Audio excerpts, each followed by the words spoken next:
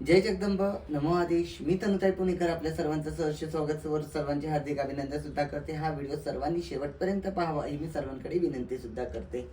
आता आपण इथे छोटासा उपाय घेऊन आलो. तो हा उपाय कशासाठी हा पहिले समजून घेऊ. बरेच गादीवरती येणारे भक्त, त्याचबरोबर काही लोकांच्या कमेंट असतात, काही आम्हाला बाहेरील बाधेचा त्रास, त्याचबरोबर शत्रूची पीडा, त्याचबरोबर घरामध्ये नकारात्मक ऊर्जा, अशा काही ना काहीतरी अडचणी आहेत. तर याच्यावरती आम्हाला छोटासा उपाय सांगा व तो उपाय योग्य असावा व साध्या सोप्या पद्धतीने असावा. तर हा उपाय आम्हाला कशा पद्धतीने करता येईल याचं मार्गदर्शन करा. त्याच पद्धतीने आपण हा इथे छोटासा उपाय घेऊन आलेलो आहोत. उपाय अक्षय साधा सोपा आहे. उपायामध्ये आपल्याला लागणारी गोष्ट म्हणजे सर्वात महत्त्वाची गोष्ट म्हणजे नागिनीचे 3 पाने ही पूर्ण देठासहित असणं गरजेची आहे. त्याचबरोबर पिवळी मोहरी, ही पिवळी मोहरी अखंड असणं गरजेची आहे. त्याचबरोबर काळे उडीद आणि लवंगा.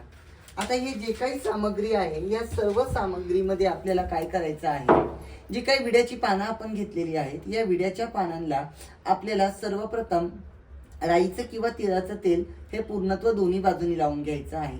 त्यानंतर या तिन्ही पानं एकत्रित एकावर एक ठेवावीत. त्यानंतर त्याच्यावरती थोडीशी लवंग, थोडीशी पिवळी मोहरी आणि थोडीशी काळी उडीद टाकून घ्यावेत. आणि त्यानंतर आपल्याला जर काही शत्रूचा त्रास असेल किंवा बाहेरील शक्तीचा त्रास असेल तर ही पूर्ण तिन्ही पाने तुमच्या स्वतःवरून आपण उलट्या पद्धतीने अशा 3 वेळा उतरवावीत. अशा उतरवल्यानंतर ती गॅसवरती किंवा चुलीमध्ये जाळून टाकावीत. घरामध्ये नकारात्मक शक्तीचा त्रास असेल तर अशाच पद्धतीने ही पाने घरावरून 7 वेळा उतरून वाहत्या गंगेला किंवा अग्नीमध्ये जाळून घ्यावीत. त्याचबरोबर आजारी व्यक्तीसाठी जर काही त्रास असेल तर आजारी व्यक्तीवरून सुद्धा तुम्ही हा छोटासा प्रयोग जरी उतरवण्याचा केला तरी त्यातून त्याला योग्य तो मार्ग किंवा योग्य तो आजारपणातून मुक्तता होण्यास मदत होते.